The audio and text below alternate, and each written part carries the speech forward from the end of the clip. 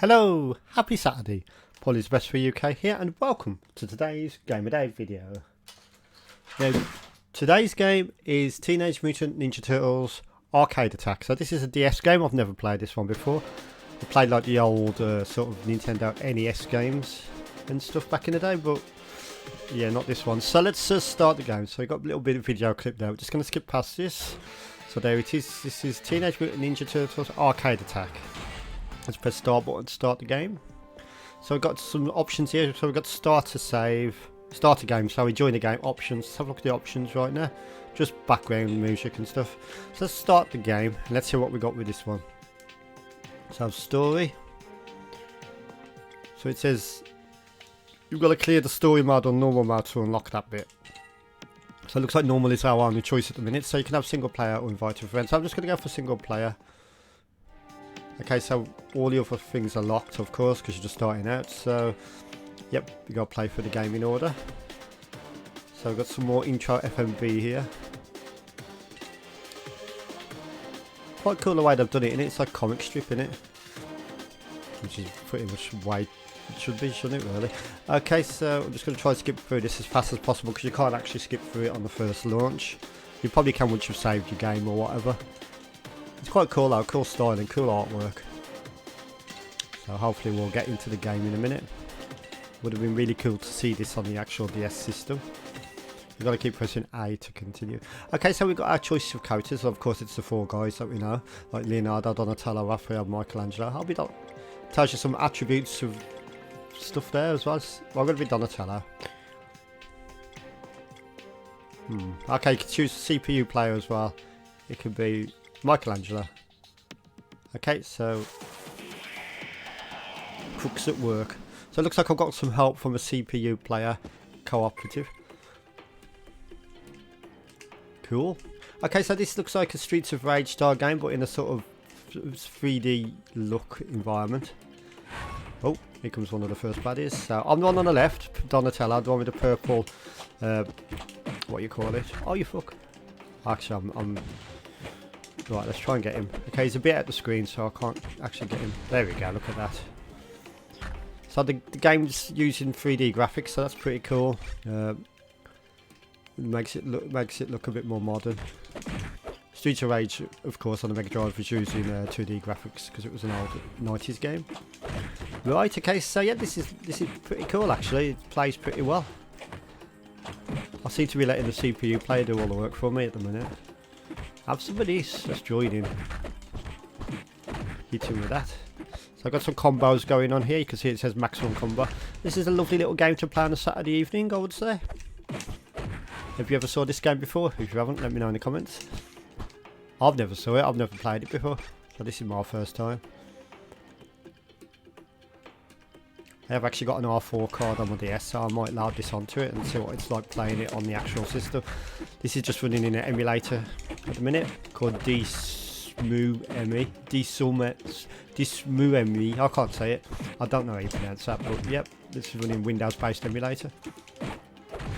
Okay, yeah, some graphics are good. You've got some detail in environments. You can see, like I said earlier, it's like 3D. Like it's almost like an isometric view, but it's not quite. It's actually 3D using polygons for the graphics and the main characters as well. And no sprites on this, by the looks of it so far. Have some of that. Cool, it says at the top. See it there. The music's quite atmospheric, adds to the atmosphere of it. Okay, so on to the next part of the level now. Crooks at work, it says at the top. So on the top screen it tells us our score. So on this game you're actually playing on the bottom screen. Some games you play on the top screen, don't you? The top screen is actually where the score is displayed on this one. I suppose it's because it's like sort of horizontal to the D-pad and stuff, so it's more designed for a D-pad experience, this game, rather than touchscreen, so that sort of makes sense that they'll have the bottom screen as the gameplay. It's quite cool that on the DS that the programmers could choose which screen to use for different things. It's really cool. Whoa, watch out for this guy. Right, the computer's our first hit. Let's try and get him. Have some of these. Oh, you fuck. See, it does play very well actually. It plays really well actually. It plays just like Streets of Rage. I don't think it's probably quite as good as Streets of Rage, but it does play really well like it. Have some of that. I'm guessing if you invite one of your friends to play it, you can have like either a CPU and him or her, or you can just have you two. I'm not sure if it will go up to 3-4 players, etc. Right, okay, so let's get these buddies here. Sweet, it says. Hey, not too bad of a game, like I said. It's got some good music, good audio. No input lag on the emulator or anything. I'm actually using an Xbox One controller to play these games at the minute.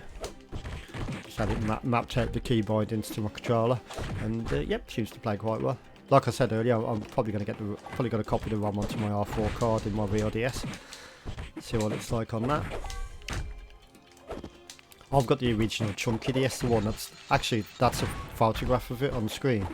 All I've done with the video is just overlaid the emulator over the top. That's why the pictures look a bit weird. Like the screen size on the top screen on the real DS is not as big as that. Not on this style DS anyway. Have some of that. Oh, well, there we go. So we're on to the next pit now. Just like on Double Dragon, Suits Rage, etc. You get the arrow to indicate you to progress on. Oh, traffic cones. Have some of that traffic cones. Hey, got some more energy out of that one. You're destroying the Highways Agency furniture there. I don't think that's probably the best thing to be doing. Right, okay. Oh shit, watch out for these guys here. Are we on some sort of ship or something? Some sort of boat? I'm not quite sure. Are we outside on skyscraper? Have some of these. Right, I'm going to get this guy here. The computer is a big help actually. It's a good job we got both of you on it. He does help. His artificial intelligence isn't the greatest in the world, but he does help out. That's fair play to him. Just done a flying kick on him. There we go, we got them baddies. Oh shit, there's more of them. And the baddies keep respawning, just like on any normal fighting game of this style. Not sure how rare this game is, like in the retro games market at the minute. I don't know if it's rare or if it's common. Don't know much about DS games, to be honest, and the value and stuff. I don't know if this come out on different formats, such as the PSP. Couldn't tell you that either. Have some of that. It just sort of demonstrates the power of the Nintendo DS compared to the Game Boy Advance with its 3D capabilities. So yeah, that was a quick look at Teenage Mutant Ninja Turtles Arcade Attack on the DS, and it seems like a pretty good side-scrolling, like, well, when I say side-scrolling, it's more like 3D scrolling, beat 'em up. Side-scrolling, but with polygons, if you like. So I'm going to give this one 8 out of 10. Seems like a pretty decent game actually. And yep, so it looks like there's some combos to learn and stuff, some button combinations. Got good graphics, good music, and yep, seems to play pretty well. So I'd like to thank you for watching. Have a pleasant Saturday evening, and I'll see you in tomorrow's video. Thank you for watching, and goodbye!